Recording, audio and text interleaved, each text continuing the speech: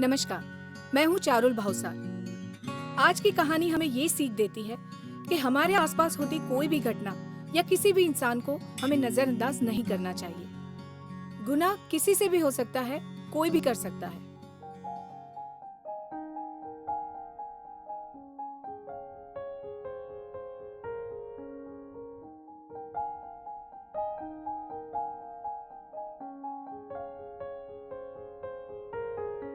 रुचि बेटा, म्यूजिक बंद करके बाहर आ जाओ, मैं किताब पढ़ रहा हूँ। हाँ पापा।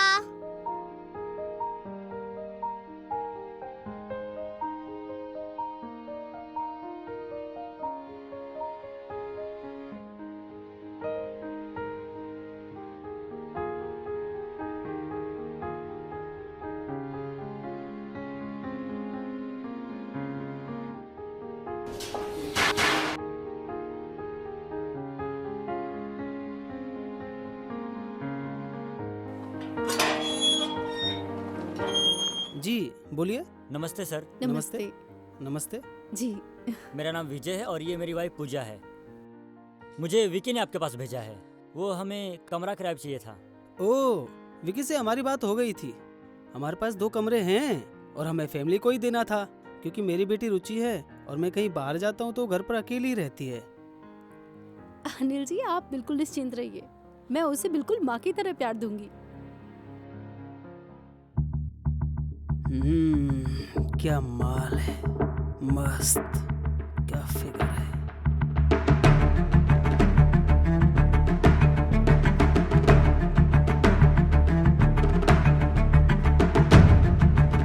सर वो किराया कितना रहेगा? ओह, किराया किराया 6000 रहेगा और 1 महीने का एडवांस। ठीक है। कोई बात नहीं सर, हमें मंजूर है। ये लीजिए सर। Thank you. आइए आइए।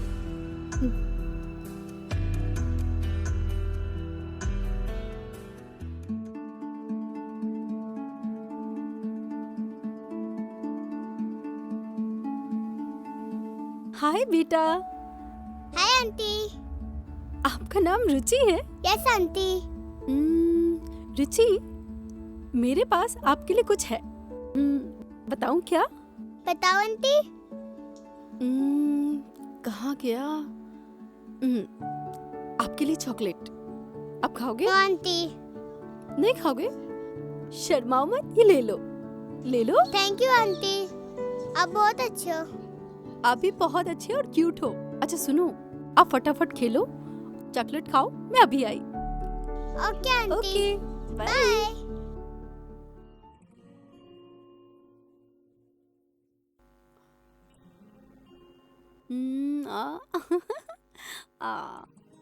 ऐसे देखो इधर। क्या कर रहे हो? रुचि बेटा, चलो खाना खा लें। नहीं पापा, मैं थोड़ी देर में खा लूंगी। अरे मुझे बाहर जाना है बेटा, प्लीज खाना खा लो। ठीक है पापा, आती हूँ।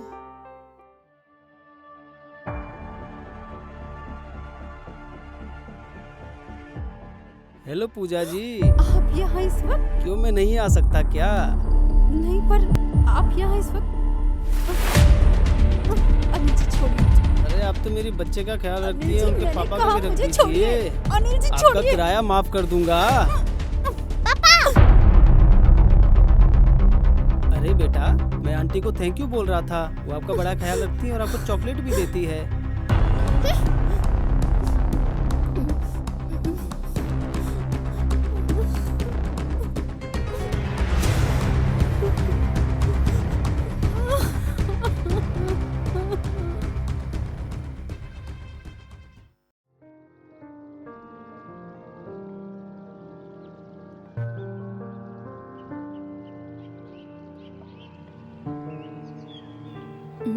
आज हम क्या लेंगे?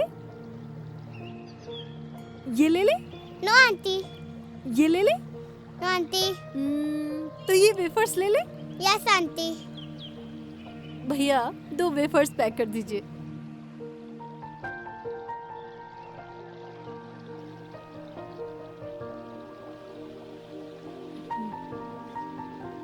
ये ले।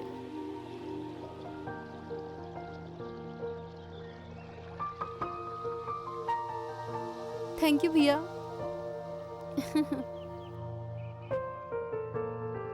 चलो चलो चलो जल्दी चलते हैं अंदर। आ जाओ, चलो आ जाओ, चलो। बेटा जाओ, तुम अपने पापा से बोलकर आओ तुम आ गई हो, और फिर तुम वापस आ जाना, ठीक है? आती आंटी। बाय।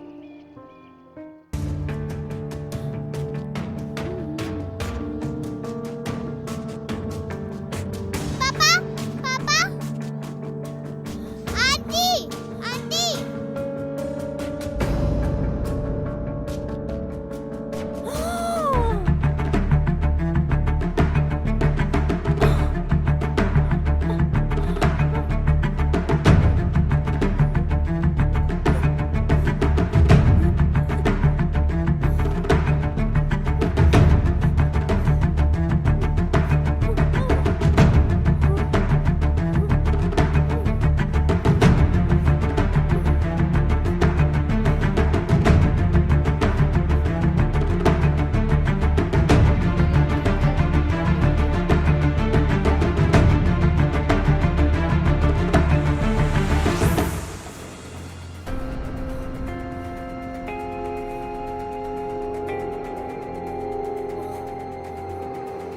फोन क्यों नहीं उठा रहे हो?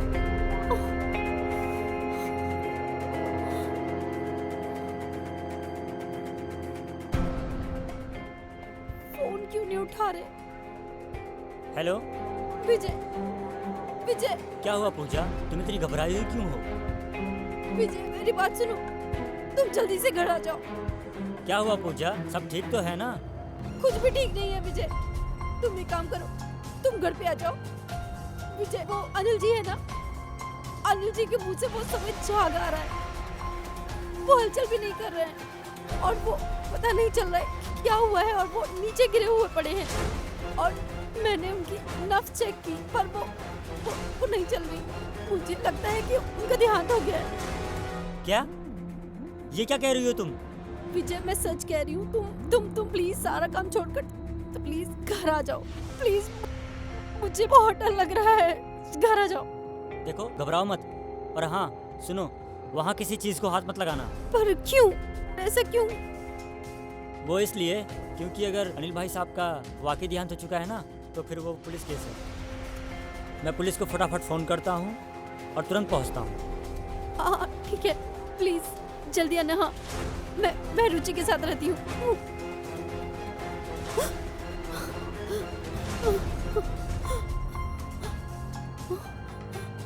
बेटा घबराओ ना मत।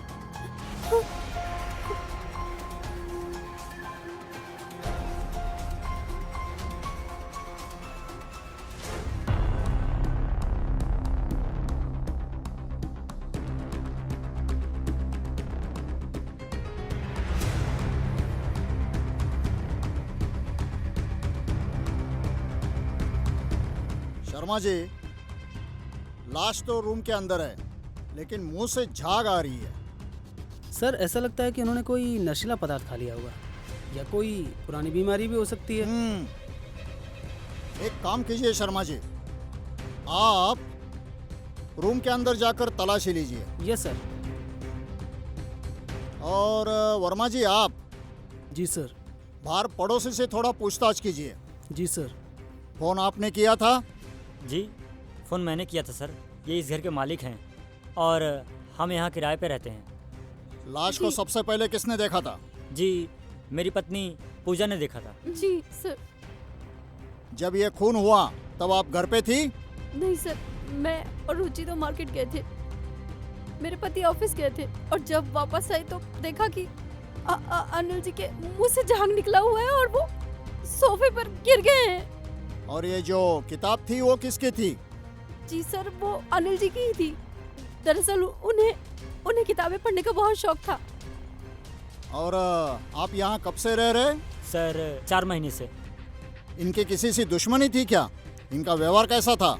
नहीं सर, इनका व्यवहार तो बहुत अच्छा था और इनकी किसी के साथ कोई दुश्मनी भी नहीं थी। आपने किसी को घर से अंदर या बाहर आते हुए देखा है? नहीं, हमने नहीं देखा।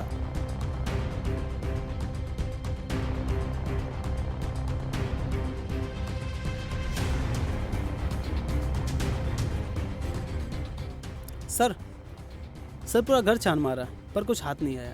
ओके, सर पड़ोसियों से पूछताछ की लेकिन कुछ नहीं मिला। ठीक है, आप एक काम कीजिए, लाश को पोस्टमार्टम के लिए भेज दीजिए। Yes sir. और आप ऐसा कीजिए, लाश के पास जो भी सामान बरामद हुआ है उसे फॉरेंसिक लैब के लिए भेज दीजिए। Okay sir. ठीक है, यस। चलिए। ओके। अनिल की मौत के पीछे आखिर क्या राज था? अनिल का खून हुआ था या अनिल ने आत्महत्या की थी? अगर उसका खून हुआ तो ये खून किसने किया? और आत्महत्या की तो अनिल ने आत्महत्या क्यों की? पुलिस इन्हीं सारे सवालों के जवाब ढूंढने में लगी हुई थी। अनिल के घर कोई आता जाता नहीं था, उसका कोई पास्ट रिकॉर्ड नहीं था, उसका चरित्र बिल्कुल साफ था। पुलिस को एक भी कड़ी नजर नहीं आ रही थी। Sharma ji, yes sir. घर के अंदर एक व्यक्ति की मौत हो जाती है, उसका कोई क्रिमिनल रिकॉर्ड भी नहीं है, उसका चरित्र भी अच्छा है, किसी ने उनको घर के अंदर बाहर आते जाते देखा भी नहीं है, फिर भी मौत हो जाती है। इसे हम खून समझे या आत्महत्या? हाँ सर, ये अजीब तो है। अनिल के ऑफिस से कुछ पता चला? नहीं सर, ऑफिस के लोगों ने भी अनिल के बारे में अच्छा ही बताया।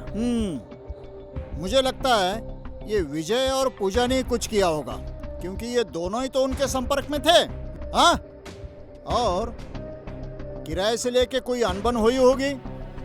हो सकता है सर, मगर एक वजह और भी है। क्या? पूजा की सुंदरता। ओह। कोई गलतफहमी हो गई होगी और गुस्से में आकर विजय ने खून कर दिया हो। ये पोस्टमार्टम और फॉरेंसिक की रिपोर्ट आ गई? परसों तक आ जाएगी। एक काम करते हैं, यस सर। विजय और पूजा के घर चलते हैं हाँ। और उनको रिमांड पर लेते हैं। और ये सब कुछ अगर उन्होंने किया है तो एक दो झापड़ में कबूल हो जाएंगे, और कोई ये दोनों शातिर गुनहगार तो है ही नहीं, क्यों? है ना? यस चलो। सर। क्यों विजय बाबू, आप तो घोड़े बेच कर ही सो रहे हो, जैसे कि आपकी दिल की तमन्ना पूरी हो गई हो। क्यों? नहीं सर, ऐसा कुछ भी नहीं है। अच्छा, ऐसा कुछ भी नहीं है? क्या? आपने तो सोचा होगा अनिल के आगे पीछे कोई है नहीं, एक छोटी सी बच्ची है, बस उसको संभाल लेंगे और पूरे घर पर कब्जा कर लेंगे। क्यों, है कि नहीं? नहीं सर, आप गलत सोच रहे हो, ऐसा कुछ भी नहीं है।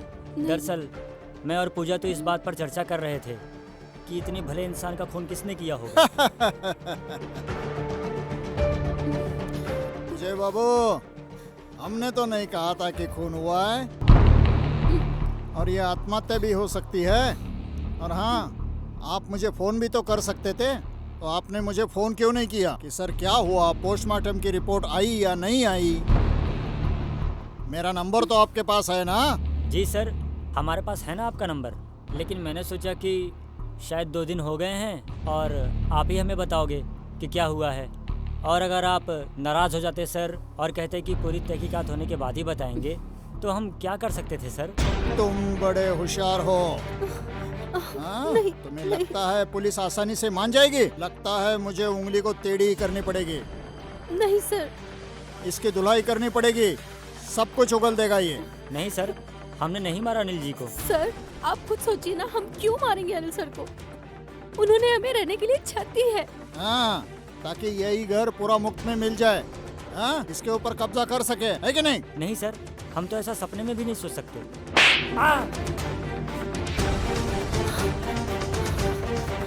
हमने नहीं मारा अनिल जी को। नहीं सर, रुचि तो हमारी बेटी की तरह है और उसके जी सर। पिता का साया उसके सर से उठाकर हमें क्या मिलेगा सर? Right please sir. हमें छोड़ दीजिए sir. Sharma ji, yes sir. इनके फिंगरप्रिंट्स ले लो और फॉरेंसिक लैब के लिए भेज दो। Yes sir. देखो, अभी भी वक्त है, एक बार फिंगरप्रिंट्स मैच हो गए तो हम कुछ नहीं कर सकते।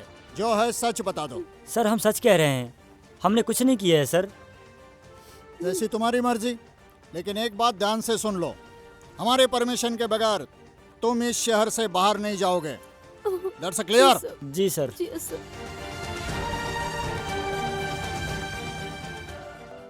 पुलिस ने पूजा और विजय से पूछताछ की, लेकिन उन्हें कोई क्लू नहीं मिला। अब पुलिस को इंतजार था पोस्टमार्टम रिपोर्ट का। जय हिंद सर। हाँ जय हिंद। ये रही फॉरेंसिक रिपोर्ट।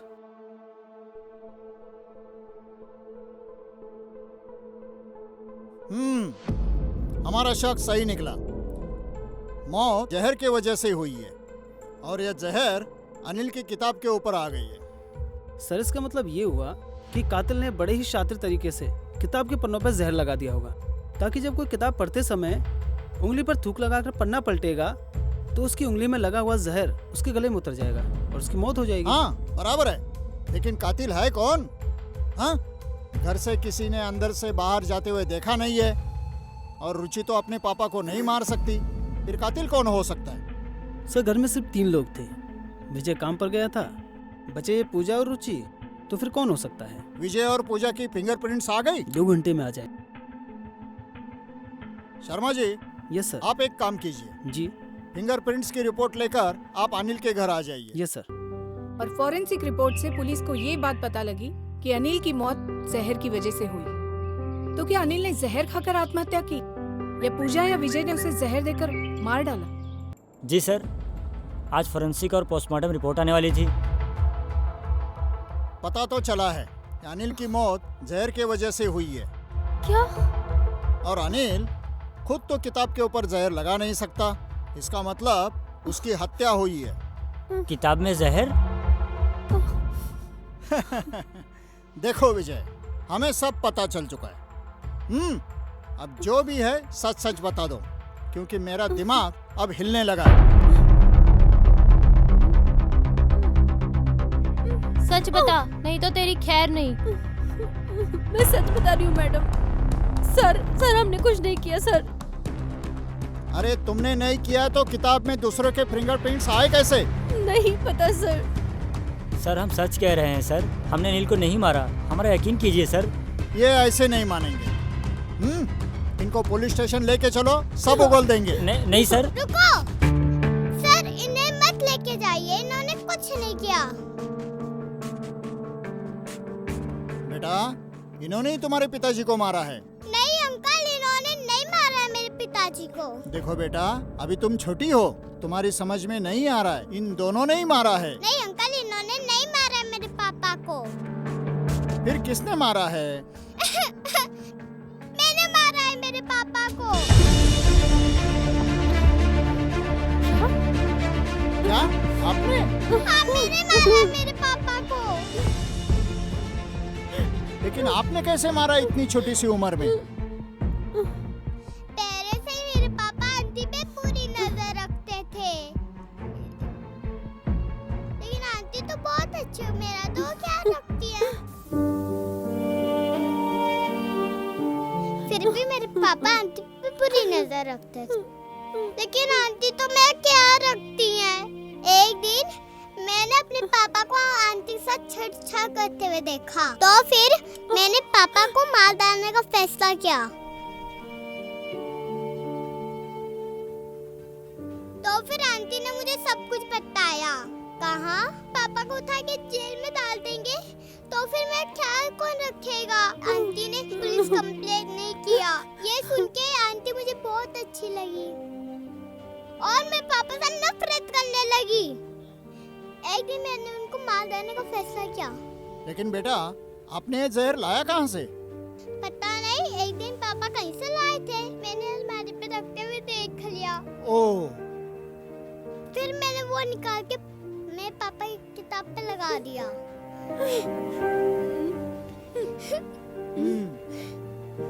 जय हिंद सर। सर रिपोर्ट आ गई।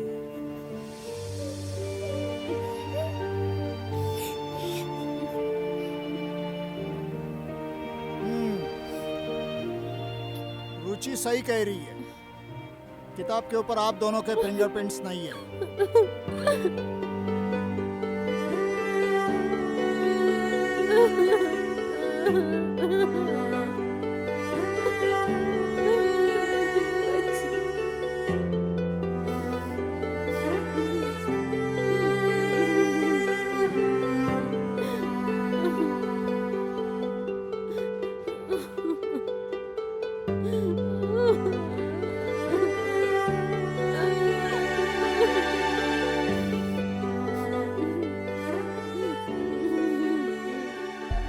अनिल ने जो किया वो गलत था, पर जो रुचि ने किया वो उससे भी गलत था। रुचि ने कानून को अपने हाथ में लेकर अपराध किया।